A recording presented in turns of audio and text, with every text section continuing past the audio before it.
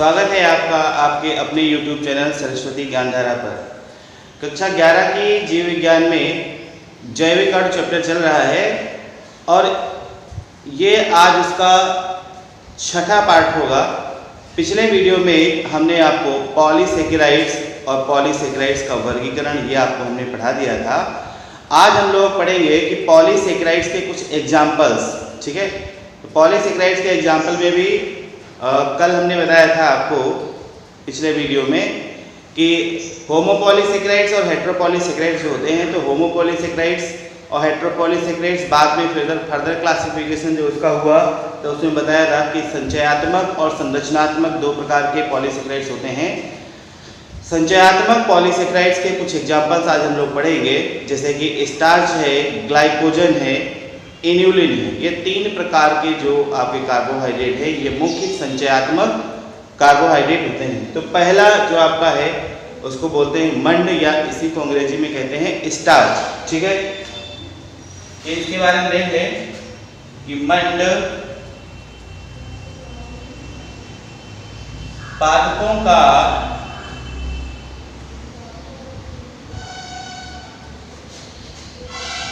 प्रमुख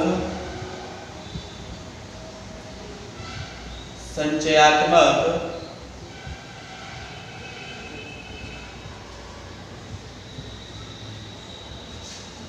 कार्बोहाइड्रेट होता है।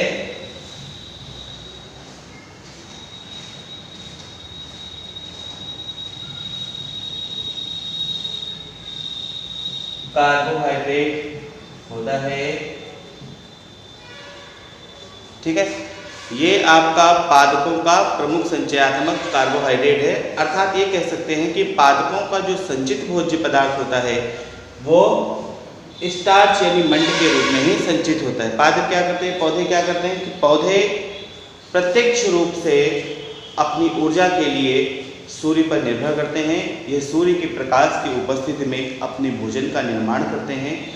जो भोजन इनके अंदर बनता है वो ग्लूकोज होता है, फिर बाद में उसी ग्लूकोज के बहुलीकरण से स्टार्च का निर्माण होता है। इसी स्टार्च को वो अपने ग्रेज में, अपने बीजों में, ठीक है, या विभिन्न पार्टों में उसका संचय करते हैं, ठीक है।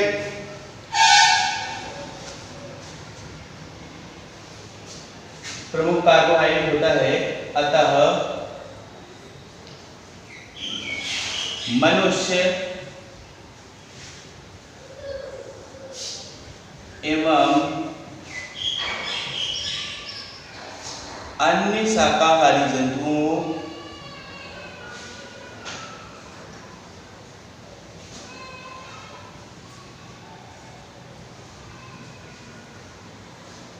अन्य शाकाहारी जंतुओं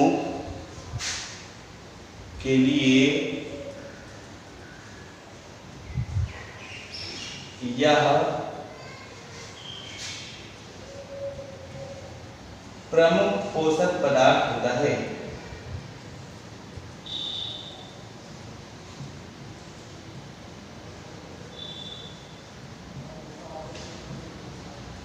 आप सभी को पता है पृथ्वी पर ऊर्जा का प्रमुख स्रोत क्या होता है, सूर्य होता है। सभी जंतु और पौधे प्रत्यक्ष या अप्रत्यक्ष रूप से सूर्य से ही ऊर्जा प्राप्त करते हैं। पौधे प्रत्यक्ष रूप से सूर्य पे डिपेंड करते हैं, वो प्रकाश संश्लेषण की क्रिया द्वारा भोजन का निर्माण करते हैं। उसी भोजन को वो स्वयं खाते हैं, यानी उसी भोजन से उनको स्वयं को ऊर्जा मिलती है और उसी भोजन को जो स्टोर करते हैं तो उसको अन्य जो शाकाहारी जंतु हैं वे खाते हैं, तो उनको जो है ऊर्जा उससे प्राप्त होती है, ठीक है। तो यहीं पे आपका लिखा क्या कि पादपों का प्रमुख जो संचित भोज्य पदार्थ जो है संचयात्मक कार्बोहाइड्रेट जो है वो स्टार्च है, और इसी पे यही जो है आपका मनुष्य और अन्य सभी शाकाहारी जंतुओं का प्रमुख पोषक पदार्थ होता है, ठीक है।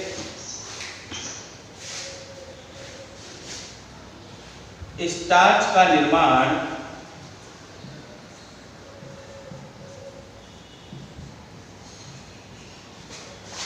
ग्लूकोज से निर्मित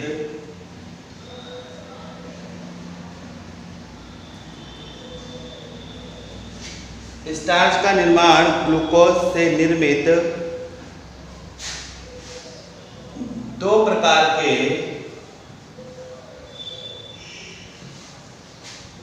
होमो पॉलीसेकेराइड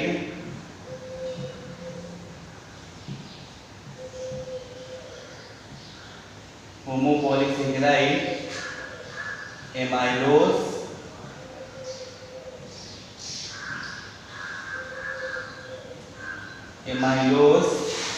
और इसको ब्रैकेट में लिखेंगे आप 10 से 30% तथा एमाइलोपेक्टिन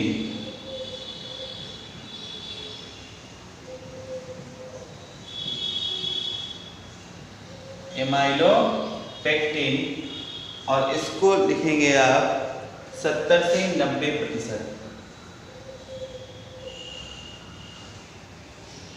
स्टार्च का निर्माण ग्लूकोज से निर्मित दो प्रकार के होमोपॉलीसेकेराइड एमाइलोज तथा एमाइलोपेक्टिन के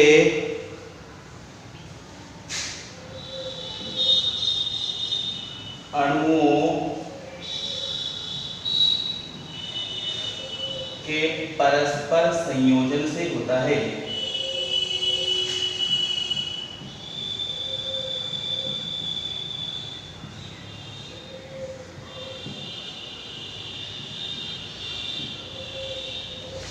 ये परस्पर संयोजन से होता है, यानी स्टार्च जो है वो ग्लूकोज के बहुलीकरण द्वारा ही बनता है, परंतु ग्लूकोज के बहुलीकरण से पहले दो प्रकार के होमोपॉलीसेकेराइड बनते हैं। वो कौन कौन से हैं? एक है एमाइलोज और दूसरा है क्या? एमाइलोपेक्टिन। यानी स्टार्च में जो एमाइलोज और एमाइलोपेक्टिन के दो अणु आपस में जुड़ जाते हैं, उसमें एमाइलोज कितना होगा आपका 10 से 30% और एमाइलोपेक्टिन कितना होगा 70 से 90%। तो इसी एमाइलोज और एमाइलोपेक्टिन के अणु आपस में जब जुड़ते हैं तो सेलोज तो आपका स्टार्च का निर्माण होता है। एमाइलोज के अणु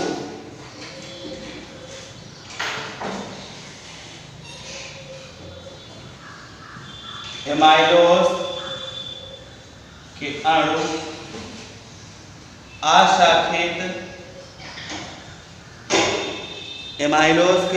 अशाखित श्रृंखला के रूप में होते हैं।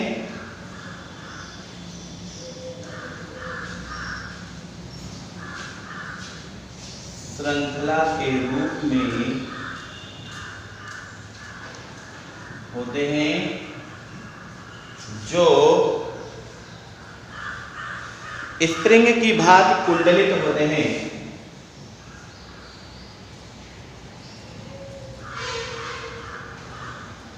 स्प्रिंग की भांति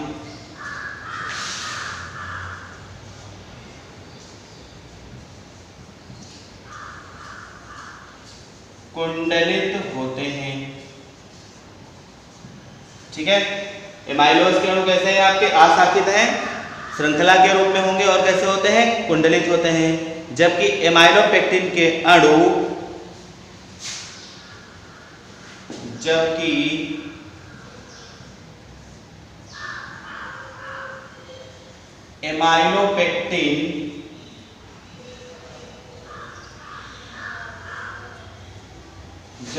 एमाइलोपेक्टिन के अणु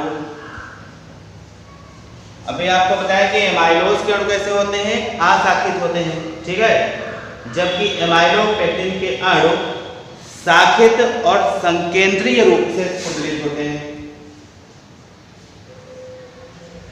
शाखित एवं संकेंद्रीय रूप से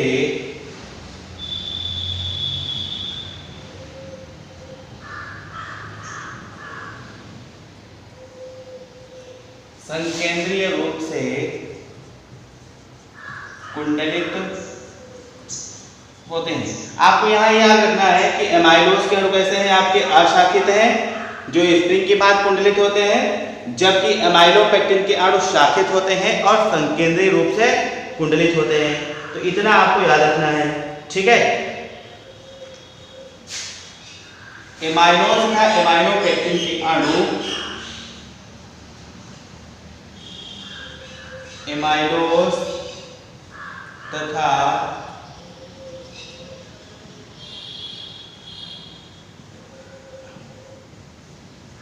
एमाइलोपेक्टिन के अणु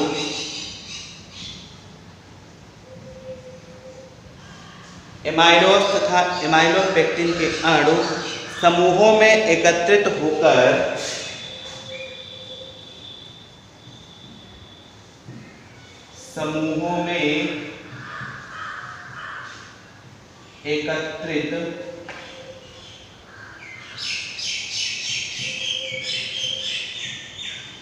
एकत्रित होकर विभिन्न आकार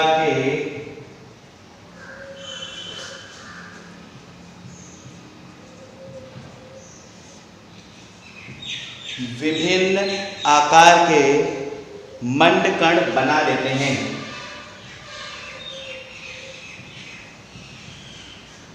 मंडकण बना लेते हैं। तो जो एमाइलोज और एमाइलोपेक्टिन है किस रेशियो में होंगे? यही इसी रेशियो में होंगे। 10 से 30% आपका एमाइलोज होगा, 70 से 90% एमाइलोपेक्टिन होगा। ये दोनों प्रकार के अणु आपस में समूहों में एकत्रित होंगे, जिससे विभिन्न आकार के आपके मंडकण निर्मित हो जाएंगे। ठीक है। एक चीज और याद रखेंगे कि मंड में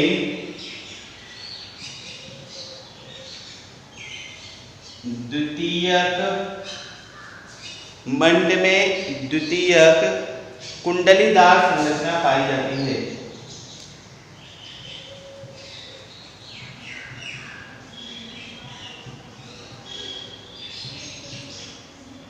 ऐसे लिख सकते हैं कि मंड की द्वितीयक कुंडलीदार संरचना होती है। ठीक है।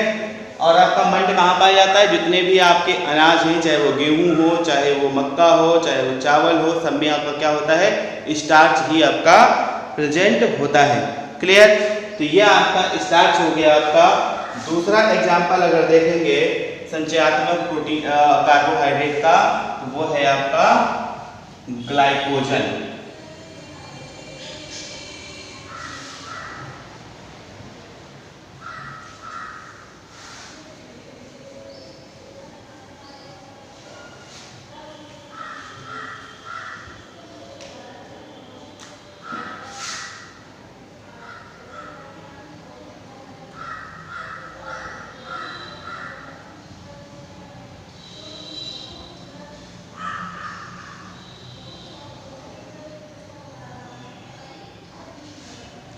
ग्लाइकोजन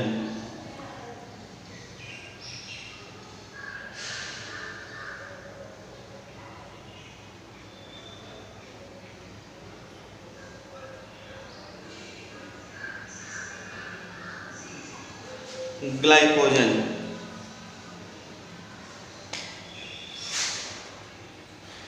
यह मनुष्य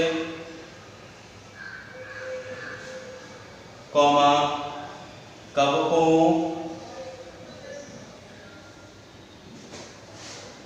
तथा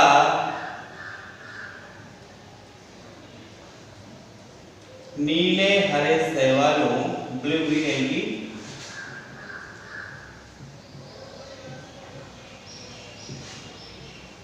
का प्रमुख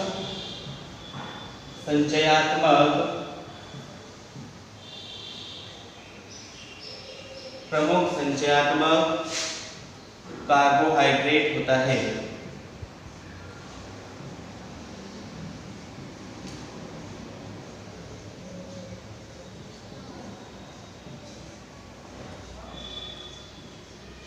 यानी प्रश्न अगर आपसे पूछा जाए कि मनुष्य का आरक्षित भोज्य पदार्थ क्या होता है, तो आप देंगे आंसर क्या? ग्लाइकोजन। आपसे पूछा जाए कि कवकों में संचित भोज्य पदार्थ किस रूप में होता है, आपका आंसर होगा ग्लाइकोजन। आपसे प्रश्न किया जाए कि ब्लू ग्रीन एल्गी यानी कि नीले हरे शैवालों में संचित भोज्य पदार्थ किस रूप में होता है, तो याद रखेंगे ग्लाइकोजन। यानी कि मनुष्य, नीले हरे शैवाल और कवक, इन तीनों में संचित भोज्य पदार्थ ग्लाइकोजन ही होता है। आपके नीले हरे शैवाल और जो कवक हैं ये आते पादप वर्ग के अंतर्गत ही हैं, लेकिन फिर भी इनमें संचित भोज्य पदार्थ ग्लाइकोजन होता है। बाकी अन्य जितने भी प्रकार के पादप हैं, जितने भी प्रकार के प्लांट हैं, उनमें संचित भोज्य पदार्थ आपका किस रूप में होगा? उसमें स्टार्च यानी मंड के रूप में ही होगा। क्लियर? आगे देखेंगे।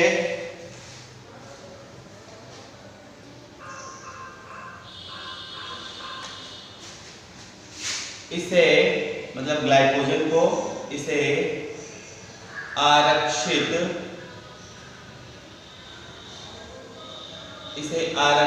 भोजन या तथा जंतु मंड एनिमल स्टार्च भी कहते हैं।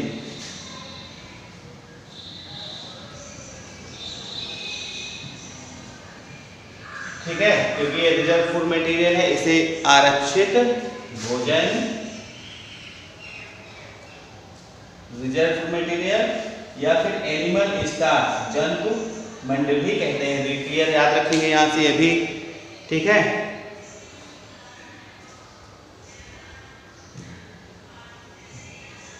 एमाइलोपेक्टिन की भांति ही अभी आपने देखा था स्टार्च में, एमाइलोपेक्टिन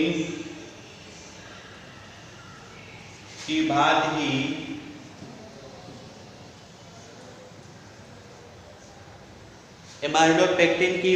ही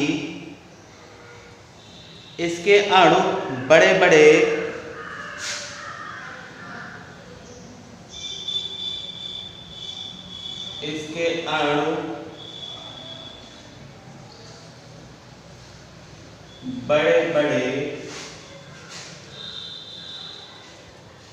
शाखित व संकेंद्रीय कुंडलित होते हैं।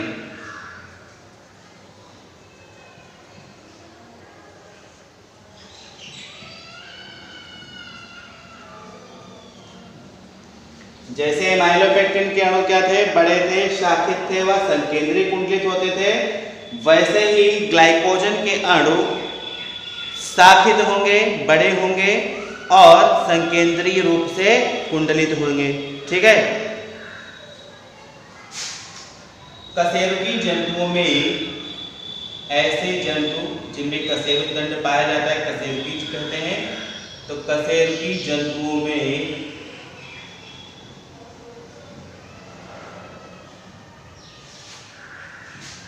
ग्लाइकोजन का निर्माण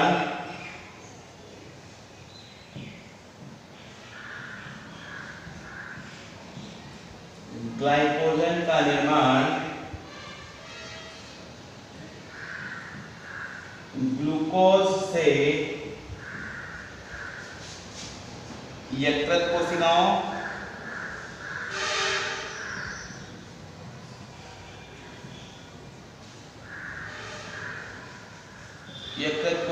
में तथा यकृत कोशिकाएं मतलब आपकी लिवर सेल्स तथा कंकाली पेशियों, कंकाल में जो पेशियां पाई जाती हैं, स्केलेटल मसल जो हैं पेशियों में, कंकाली पेशियों में ग्लाइकोजेनेसिस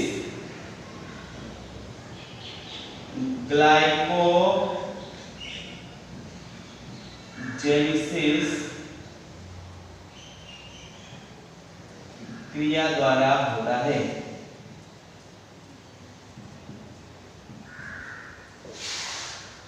यानी यहां से आपको याद रखना है कि यकृत कोशिकाओं में ग्लाइकोजन का निर्माण कहाँ होगा? जो आपके कशेरुकी जंतु हैं उनमें ग्लाइकोजन का निर्माण कहाँ होगा? यकृत कोशिकाओं में होगा। और जो स्केलेटल मसल है यानी कंकाली पेशियां हैं वहां पे होगा। और ग्लाइकोजन का निर्माण किससे होता है? ग्लूकोज के बहुलीकरण द्वारा होता है, यानी ग्लूकोज से होता है। उसकी एकलक की इकाइयाँ किसकी बनी होती हैं? ग्लूकोज से बनी होती हैं। ठीक है, ग्लाइकोजन के निर्माण की प्रक्रिया क्या कहलाती है? तो याद रखेंगे, ग्लाइकोजन के निर्माण की प्रक्रिया क्या कहलाएगी? आपकी ग्लाइकोजेनेसिस कहलाती है। तो यहाँ से 2-3 प्रश्न आपके ये क्लियर हो गए। ठीक है, यकृत में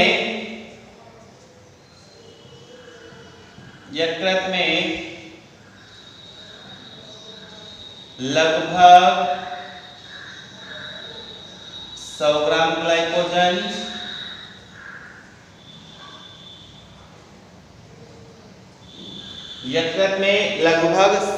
ग्लाइकोजन तथा कंकाली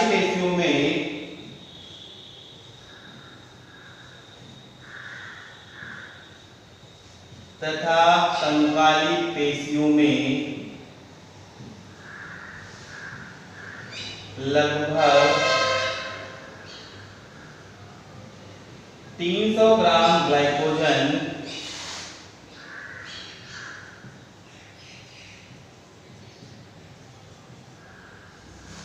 संचित रहता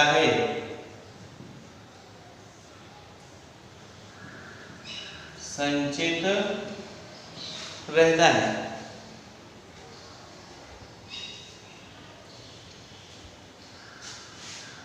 आवश्यकता अनुसार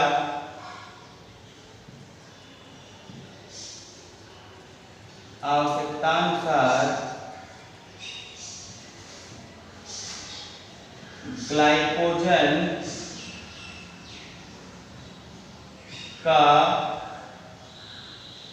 जल अपघटन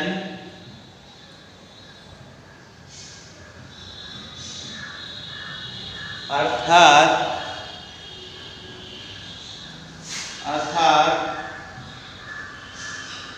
ग्लाइकोजेनोलिसिस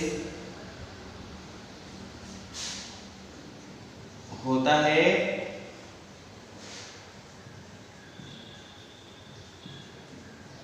जिससे ऊर्जा की आपूर्ति होती है।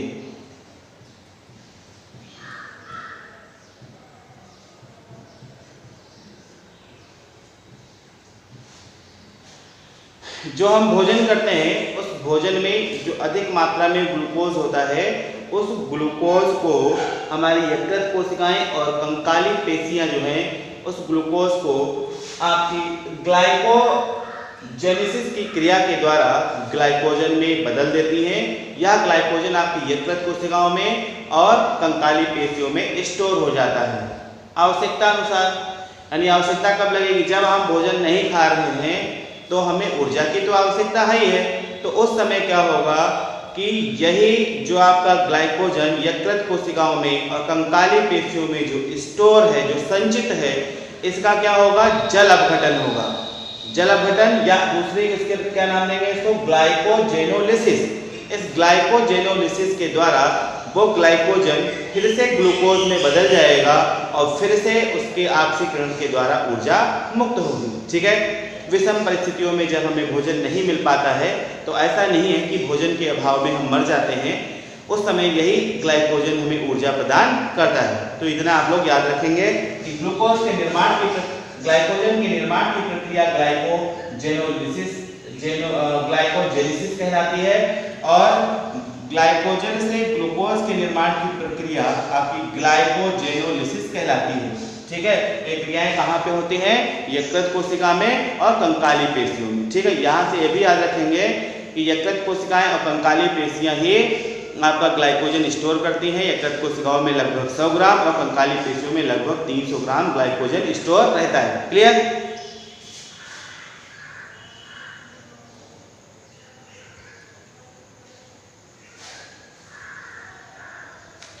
एक चीज यहाँ पे याद रखेंगे ये भी कि यकृत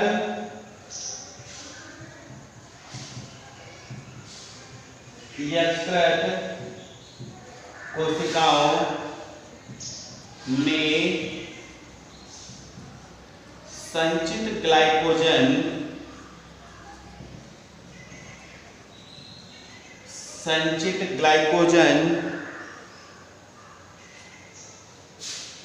से के जल अपघटन से निर्मित ग्लूकोज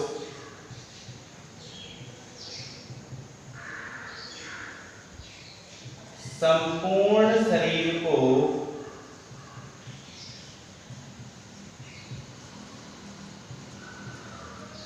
ऊर्जा प्रदान करता है,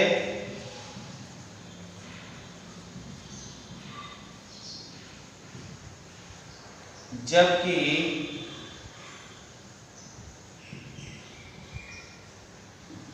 कंकाली पेशियों में संचित ग्लाइकोजन के जल अपघटन से निर्मित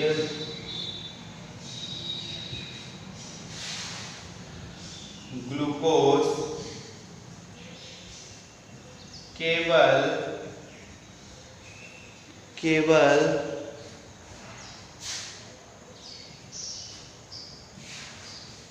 पेशियों यानी मसल्स को ही ऊर्जा प्रदान करता है।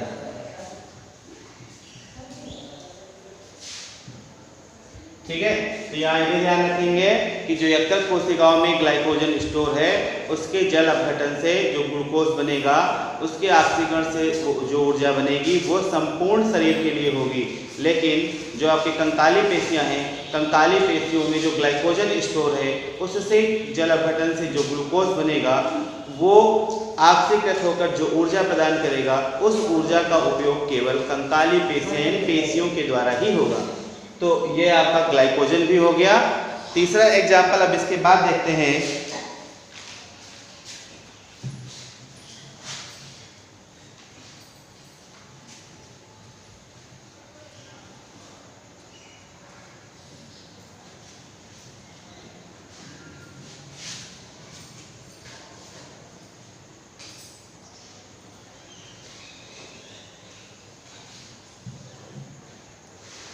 अगला जो एग्जाम्पल है वो है डेक्स्ट्रॉन्स।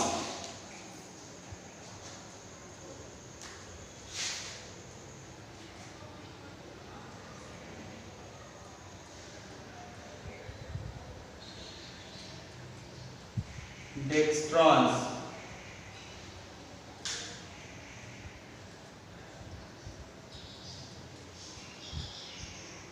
ये भी आपका एक प्रकार का संचयात्मक कार्बोहाइड्रेट होता है।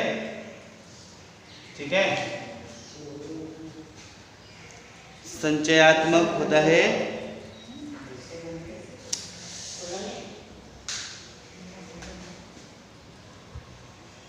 यह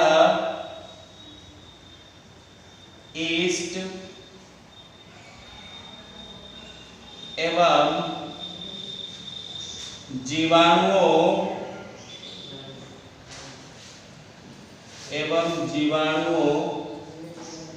का संचयात्मक कार्बोहाइड्रेट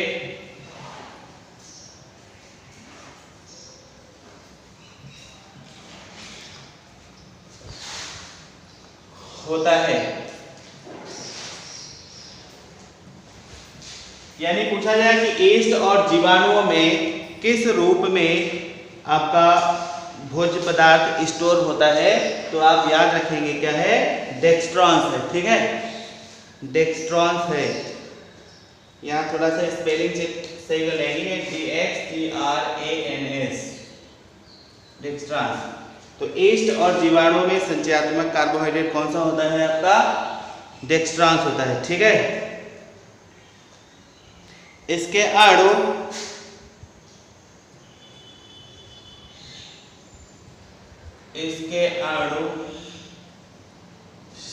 शाखित,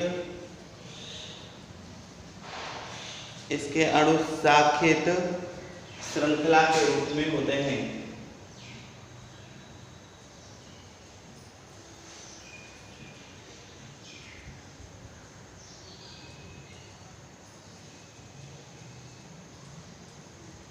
शाखित श्रृंखला के रूप में होते हैं। ठीक है,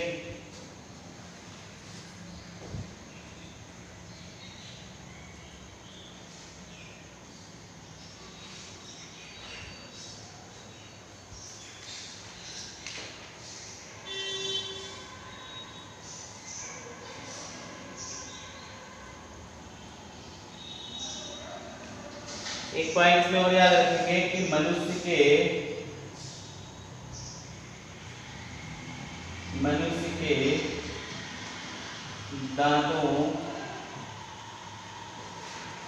के दांतों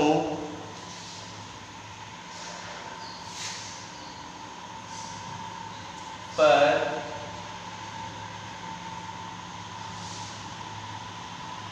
पनपने वाले जीवाणु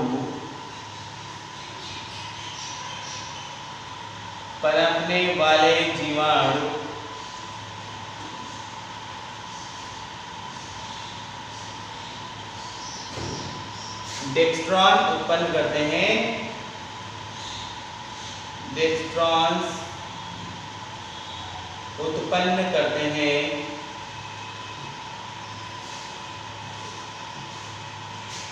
जो दांतों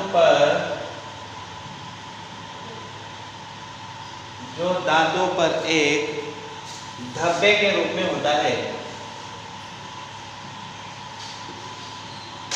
धब्बे के रूप में होता है।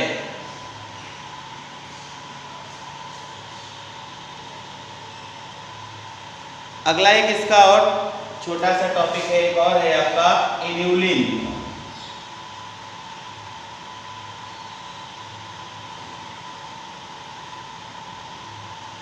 Inulin INULIN।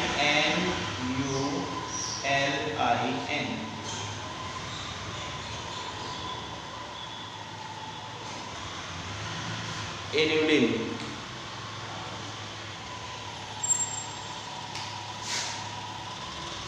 कुछ पौधों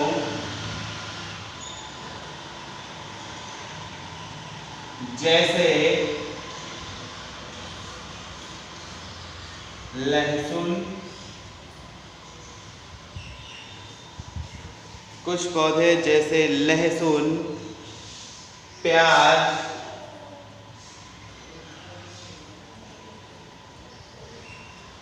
डहेलिया,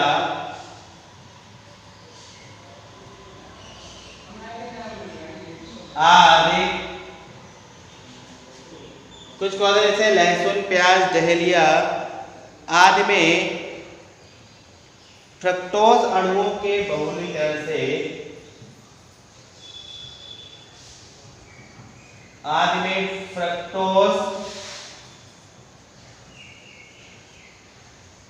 अणुओं के बहुलीकरण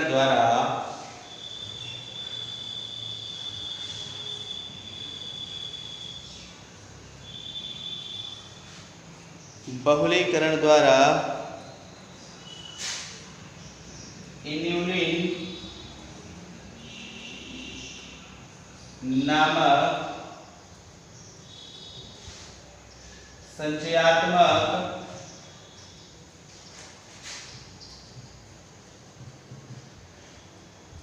कार्बोहाइड्रेट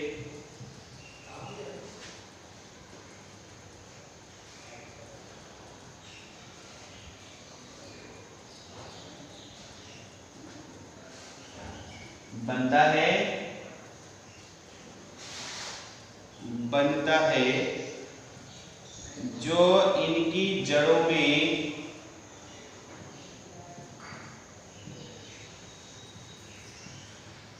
संचित रहता है।